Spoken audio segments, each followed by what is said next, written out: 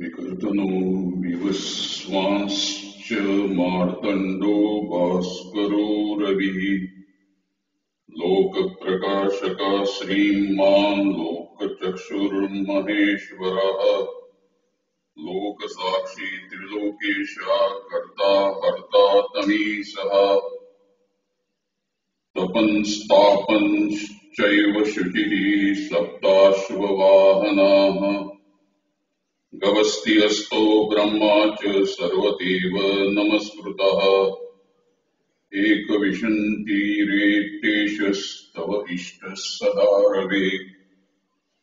ॐ सूर्याय नमः। ॐ ऐः सूर्यसहस्रांशो तेजो राशे जगत्पते अनुकम्पये मां भक्त्या कृपाणार्थाय दिवाकरः।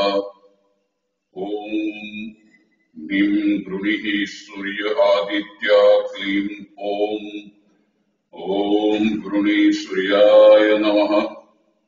ॐ गृणीं सूर्यादित्या ॐ ह्रीचितफलं देहि देहि स्वाहा।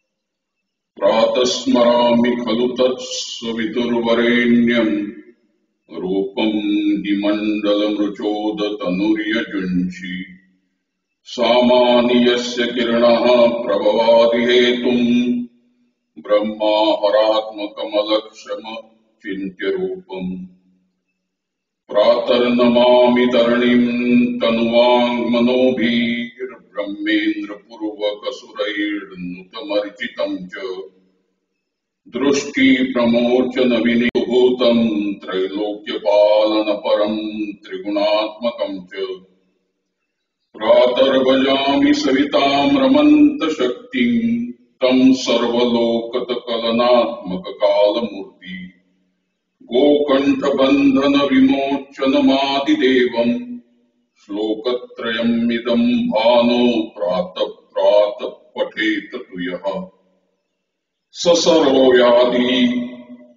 सर्वव्याधि निर्मुक्तः परं सुखमवाप्नुयात्।